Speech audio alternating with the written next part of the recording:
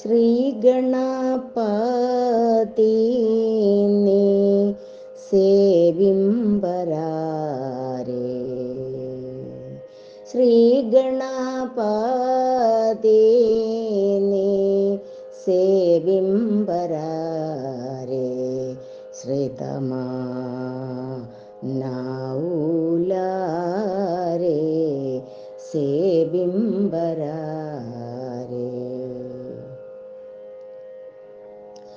സംഗീത സാമ്രാജ്യ സഞ്ചാരിണി, സംഗീത സാമ്രാജ്യ സഞ്ചാരിണി, ശൃംഗാര ശൃംഗേരി പുരവാസിനി, സംഗീത സാമ്രാജ്യ സഞ്ചാരിണി.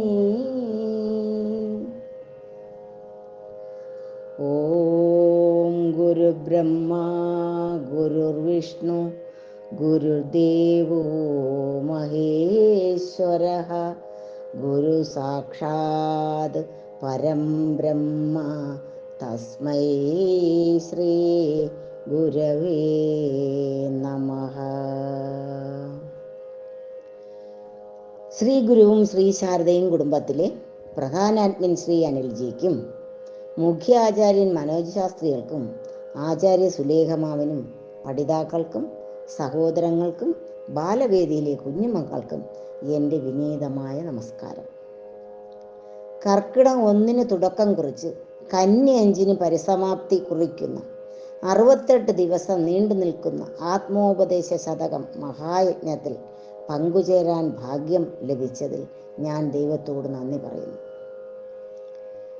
ശ്രീനാരായണ ഗുരുവിൻ്റെ ദർശനങ്ങളും സന്ദേശങ്ങളും വാടാമലരുകളോടും കിടാവിളക്കിനോടും മഹാന്മാർ ഉപമിച്ചിരിക്കുന്നു. വിശുദ്ധിയുടെ പൂനിലാവ് പോലെ അത് സംസാര ജീവിതത്തെ ഗ്രസിക്കുന്ന കൂരിരുൾ അകറ്റുന്നു. ഏത് പ്രതിസന്ധിയെയും തരണം ചെയ്യാനും ആത്മശാന്തിയുടെ തീരമണയാനും മഹാഗുരുവിൻ്റെ വാമൊഴിയും വരമൊഴിയും സഹായിക്കുന്നു. ദേവാമൃതം പോലെ അത് സദാ നമുക്കൊപ്പം ഉണ്ടാകും. ഇനി ആത്മോപദേശ ശതകത്തിലേക്ക് കടക്കാം.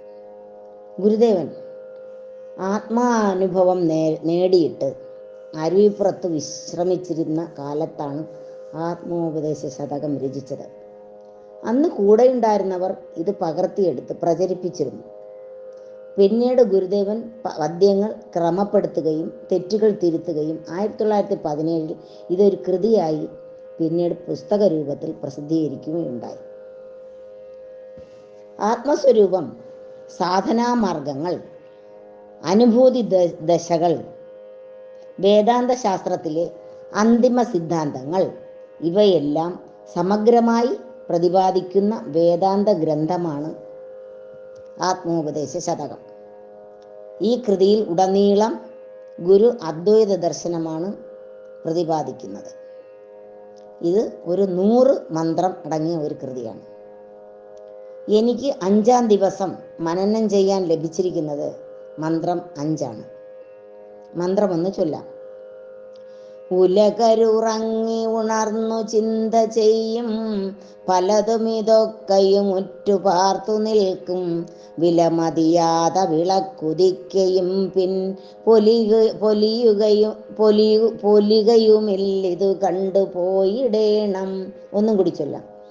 ഉലകരുറങ്ങി ഉണർന്നു ചിന്ത ചെയ്യും പലതുമിതൊക്കെയും ഉറ്റുപാർത്തു നിൽക്കും, വിലമതിയാതെ വിളക്കുതിക്കയും പിൻ പൊലികയുമിൽ അത് കണ്ടുപോയിടേണം.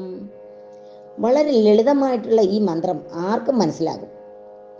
ഊണും ഉറക്കവും വെടിഞ്ഞ് ഓരോരോ ചിന്തകളാൽ സംഘർഷഭരിതമാണ് ഓരോരുത്തരും.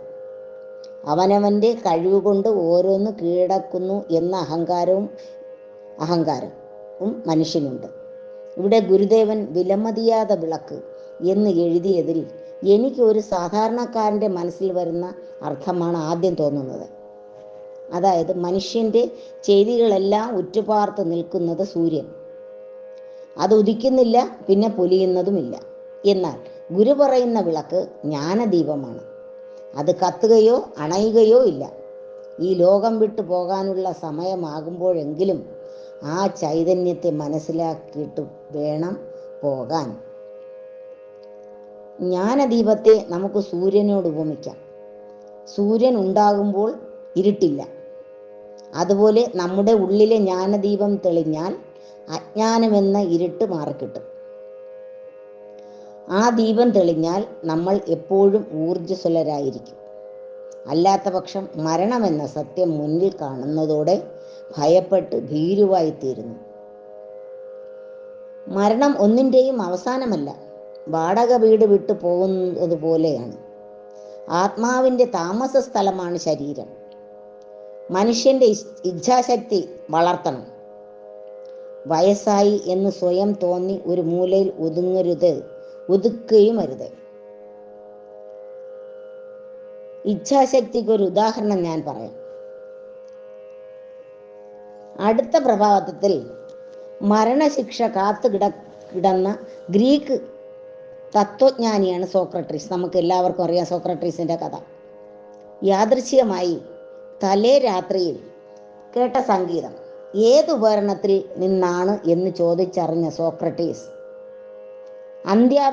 അഭിലാഷമായി പറഞ്ഞത്, എനിക്ക് ആ സംഗീതോപകരണം ഈ രാത്രി തന്നെ വായിക്കാൻ പഠിക്കണം. മരണമെന്ന സത്യത്തെ സന്തോഷത്തോടെ വരവേൽക്കാൻ ജ്ഞാനദീപം ഓരോരുത്തരും തെളിയിക്കാൻ ശ്രമിക്കണമെന്ന് അഭ്യർത്ഥിക്കുന്നു. എല്ലാവർക്കും നല്ലത് വരട്ടെ. നമ്മുടെ ഈ ഗ്രൂപ്പിലുള്ള എല്ലാവരും ഇതുപോലെ നല്ലവണ്ണം പ്രഭാഷണമൊക്കെ ചെയ്ത് വളർന്ന് അവരുടെ ജ്ഞാനദീപം തെളിയട്ടെ. ഗുരു പറഞ്ഞ ആ വിളക്ക് എല്ലാ മനസ്സിലും തെളിഞ്ഞ് എല്ലാവരും നല്ല ഊർജ്ജസ്വലരായി എന്നും വളരെ കുടുംബം നയിച്ച് ജീവിക്കട്ടെ എന്ന് ഞാൻ പ്രാർത്ഥിക്കുന്നു. എല്ലാവരും ഇത് കേൾക്കണം. ഈ അവസരം ഒരുക്കി തന്ന ശ്രീ ഗുരുവും ശ്രീ ശാരദയും സാരഥികൾക്ക് ഞാൻ എൻ്റെ ഹൃദയം നിറഞ്ഞ നന്ദി രേഖപ്പെടുന്നു. ഒപ്പം ഇത് ശ്രവിച്ച എല്ലാവർക്കും ഞാൻ നന്ദി പറയുന്നു. എല്ലാവരും മുന്നോട്ട് വന്ന് ഇതുപോലെ പ്രഭാഷണം ചെയ്ത് നമ്മുടെ ഗ്രൂപ്പിനെ ധന്യമാക്കണമെന്നും കൂടി അഭ്യർത്ഥിക്കുന്നു. ഞാൻ എൻ്റെ ഈ പ്രഭാഷണം ശ്രീനാരായണ ഗുരുവിൻ്റെയും സരസ്വതി ശാരദാംബയുടെയും പാദങ്ങളിൽ സമർപ്പിച്ചുകൊണ്ട് എൻ്റെ വാക്കുകൾ അവസാനിപ്പിക്കുന്നു. ഓം ശ്രീ നാരായണ